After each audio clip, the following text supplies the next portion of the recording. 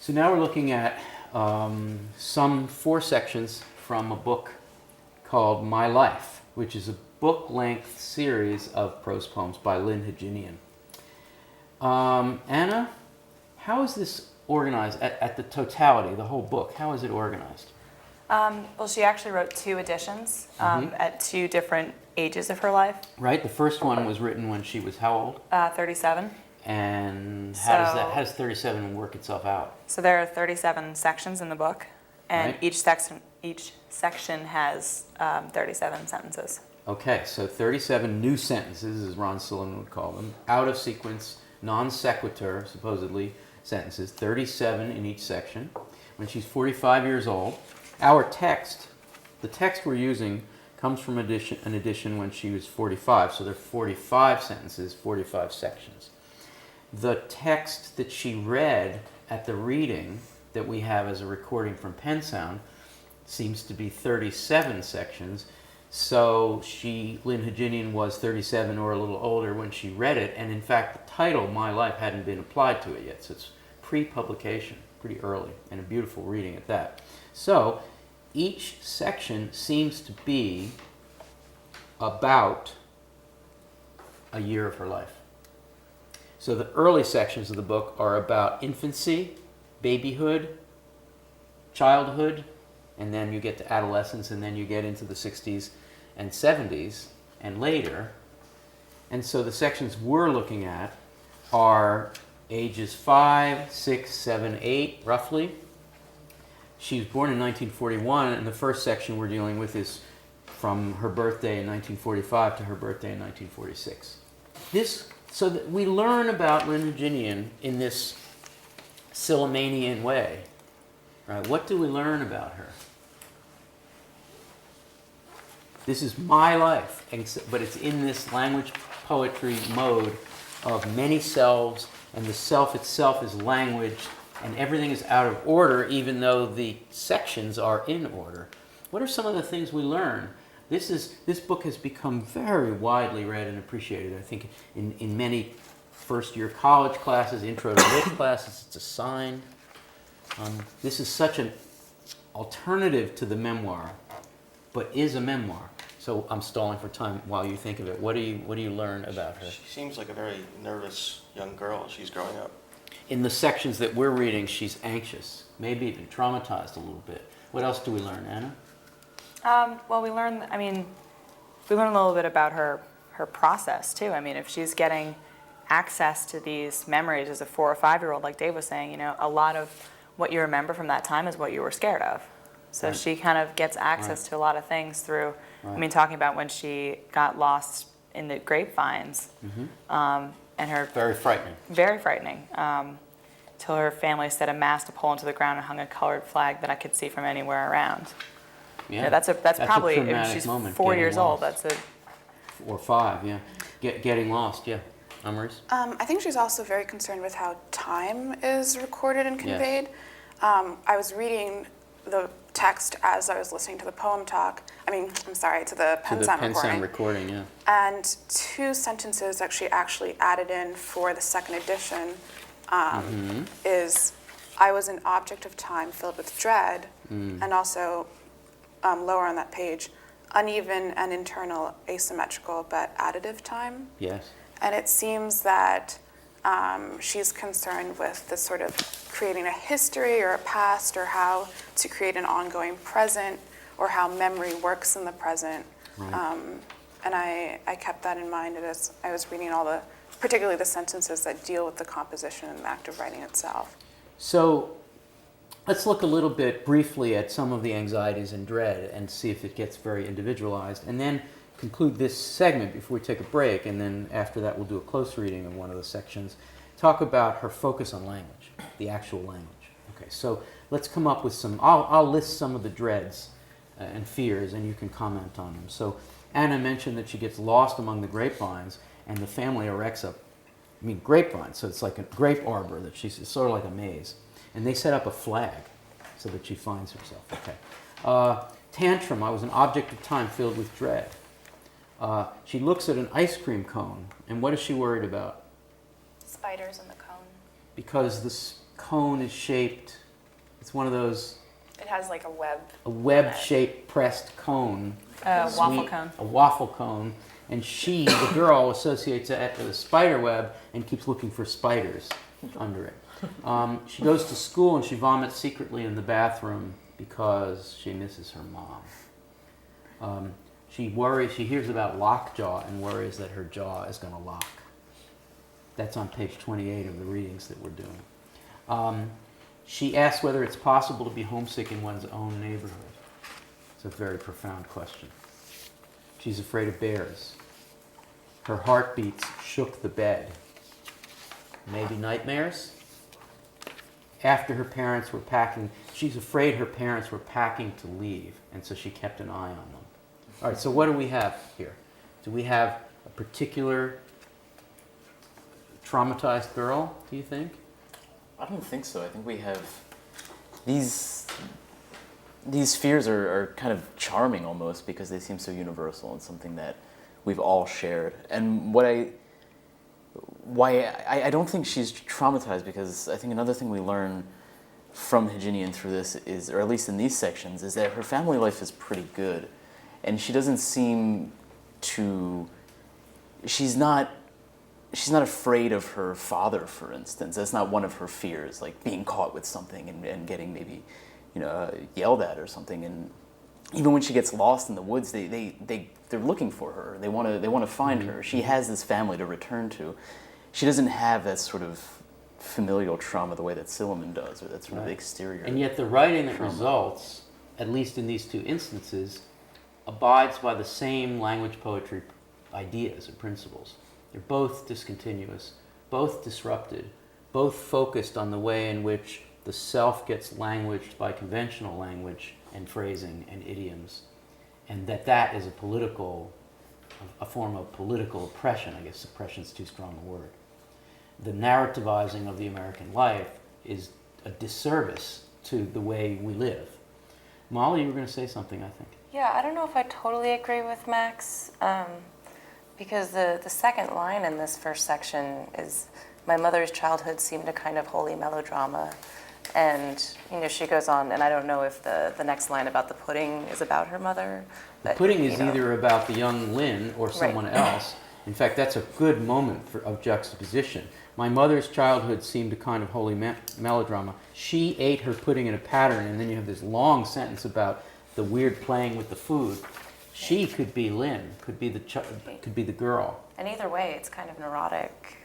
And then shortly after that, we have grandfather, who is certainly not Ron Silliman's grandfather, but his reserve is the result of shyness and disdain, and his sense that a man's natural importance is characterized by bulk. It's a very traditional, manly reserve. Yes.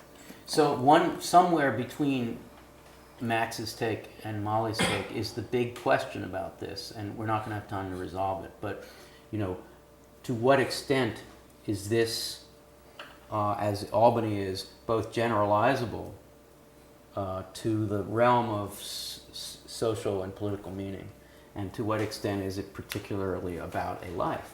Let's conclude by looking at the focus on idiomatic conventions and the language self in formation, the portrait of the language poet as a young girl.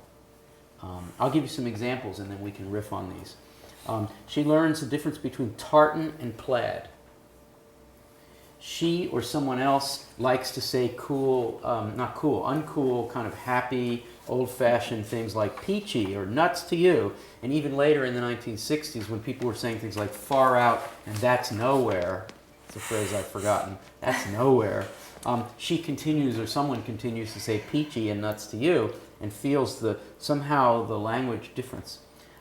Shirley Temple's wearing Mary Jane's. She had a first grade teacher named Miss Sly.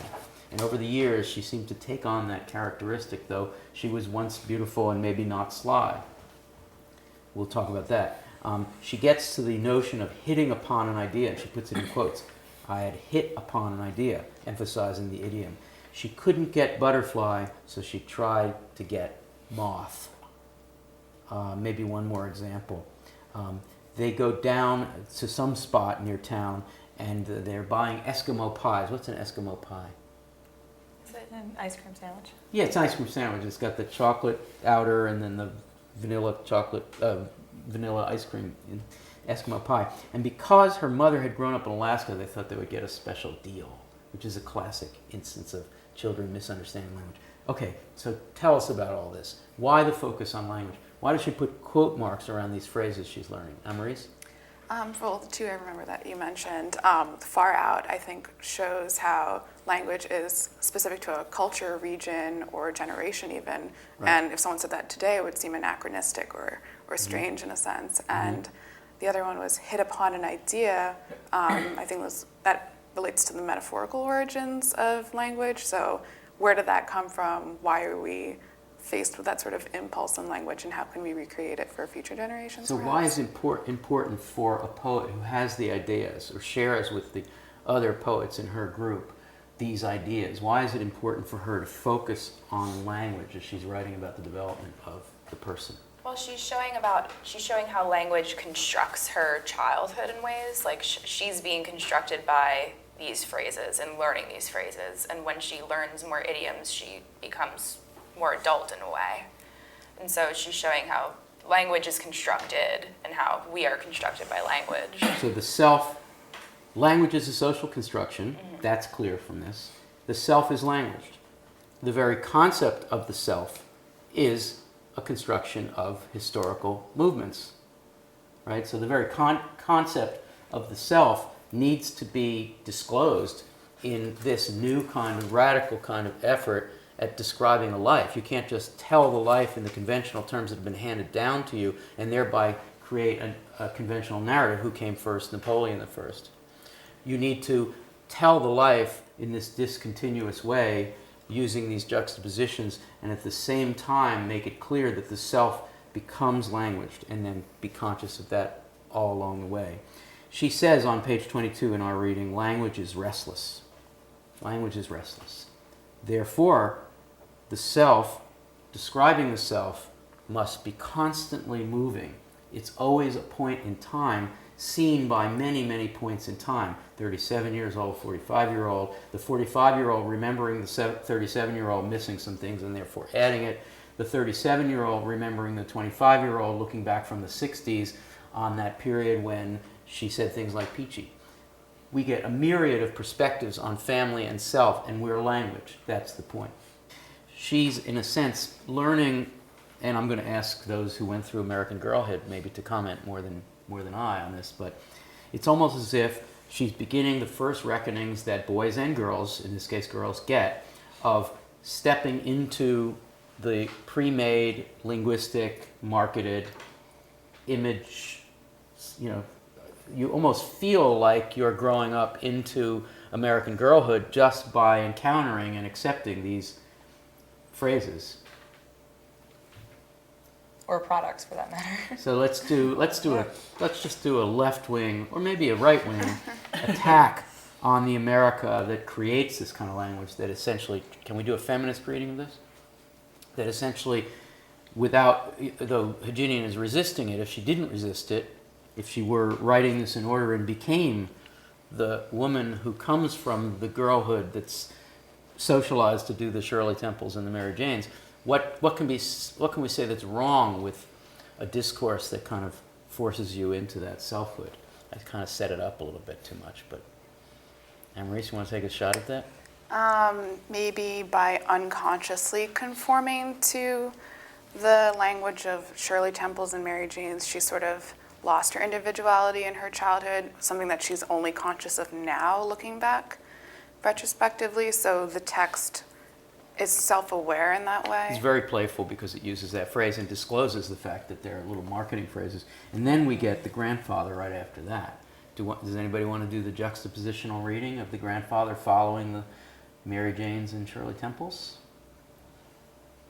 Kristen? Well, the difference is that, as a 5-6-year-old girl, Lyn is, her role is to sit Shirley Temples and wear Mary Janes, and that's what she's supposed to do, and that's what girls are meant to do in this time period. And then she's got this grandfather. And her grandfather, he should have been a general, but he wasn't quite the right age. But he's going to still have that Or maybe he shouldn't be, but he's still the kind of man who, what? He walks He with a has cane, a he's very out there having his particular- constitutional, Yes. right? And does he salute? No, he just says, he He tips his hat. Morning. And then if it's afternoon, evening. I love evening, by the way. That's At so 2 in the afternoon. Yeah, that's so a language of its time, right? That's not you, but certainly I, growing up. That would anything afternoon could be referred to as evening. Okay, so afternoon. there's not afternoon. Right.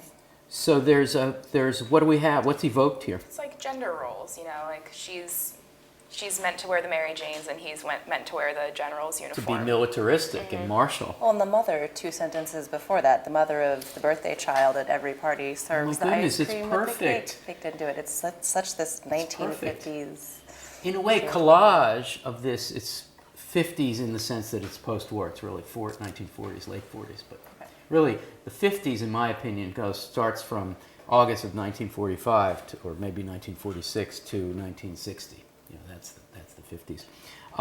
So you get this, in a way, one of the ways to present this post-war, this peaceful boom, this economic boom, this what many people see as a kind of suburbanization of American values, and the kind of imposition of a concept of the family and therefore of the self, that if you wanted to evoke this period, you could almost do it through a series of collage images.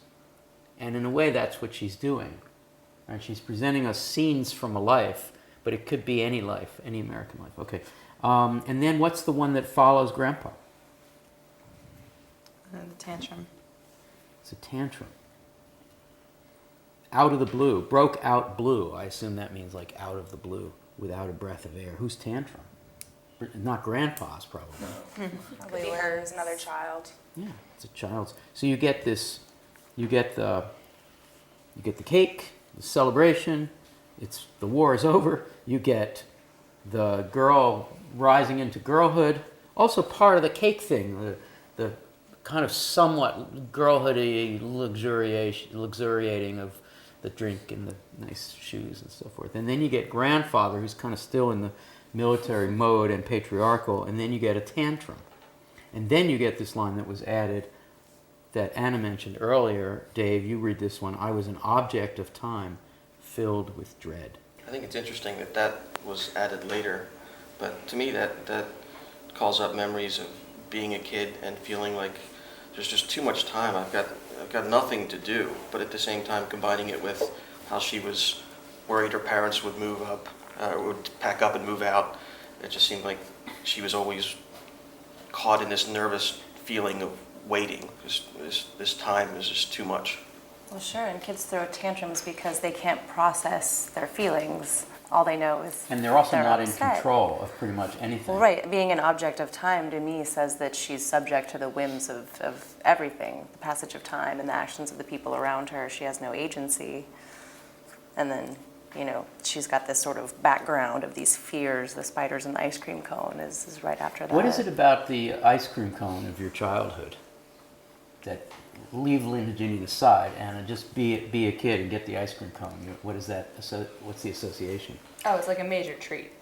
It's just so You know, great. it's so great because, it's not the same if you get like an ice cream cone that you like have a box of ice cream cones in your house and you just like lump it. It's not the same. This is You've totally gone out different. and you've gotten it, but little Lyn is she's looking to see if there's a spider. There's something pathetic and beautiful. And, I'm not imposing this on us, but if I had time and were on my own, I would do a reading of this as this is the post-war syndrome. This is the child coming out of the war, coming of age, coming of consciousness, linguistically and socially, culturally, and really economically, because there are things now happening, birthday cakes and ice cream cones and Mary Janes, after a time of privation and anxiety. I mean, really, world existence anxiety. And she's still got one little baby foot in the old world, the world of her grandparents' house, the world of her grandfather's patriarchy. and she's got one foot in this modern world of the people of my generation who were given everything, and who in the 60s basically rejected the ease with which we got this given to us. And one of the things that got given her is the language as it is, with all of its valences. So I tend to read this really as about the war and emerging from the war, those fears. You know, children who go through a war, even on the home front like this. So she was in San Francisco, and there was some real fear about what would happen from on the Japanese front, in the Pacific, mostly unrealized fears. But nonetheless, when a child grows up with that fear and they're given something, don't worry, this is pure innocent, just an ice cream. Oh, come on, Lyn, just eat your ice cream cone. It's like, I don't, oh, it's got spiders. What else? What else? She goes to the bathroom, she vomits secretly because She longs for her mother. she misses her mother. Do you want to say anything about that? Emily? Well, I just remember that list you read of all her earlier fears about getting lost, being homesick, of spiders and her ice cream cone. They're all about this type of displacement, this disruption, what you're talking about. And so that disruption, to define her childhood by creating these phobias, and then for her to use disruption as her poetic practice, and her kind of structure or non-structure seems sort of lovely and resonant. What happens in a life when you go to school? I mean, this is a young girl. She's what, 6? Is that when you go to school? You go when you're 5. 5. She's 5 to 6 in this particular year. What happens? Talk about the development of the ego. What's going on here? I mean, it feels constructed by others. You sort of are very acceptant and vulnerable to external definitions before you can create yourself in recreate This yourself in is a turmoil language. moment, right? But why do you miss mom? It's a fairly obvious question, but I profound. mean, it's protective. It's the womb. It feels safe, nurturing. What role does the mother play in this section? Earlier in this section. She's the birthday cake maker. Yes. Well, all the moms, right? And in an earlier section, what role does mother play? Her childhood was a holy melodrama. Right. So now Lyn goes to school. This is the moment where you get socialized by another set of agents, and you move out of the sphere of the domestic, and it makes her sick, followed by a much later thought, now, bid chaos welcome. What could she possibly mean? Or what meaning do we construct from that juxtaposition? I don't know, but I had a tendency when I was reading my life to interpret a lot of it metapoetically. So that anecdote might be factually accurate or not. I saw it as maybe that sort of like Steinian accumulation that she talks about in Let Us Describe, I believe, where it's sort of this bodily, just disorganized chaos, but it's more authentic in that sort of illogical structure than would be the artificial conventional narrative that Anna was talking about. So when she says undone is not done, it's not in the sense that Hejinian's way of writing lacks any meaning or beauty at all. It's recreating it in a new way, which requires a committee, all So translators. translate that. Undone is not the same as not done. Translate. Right, it's a double negative, so it's It's getting not rid that of we the didn't do binary. it. It's that we undid it.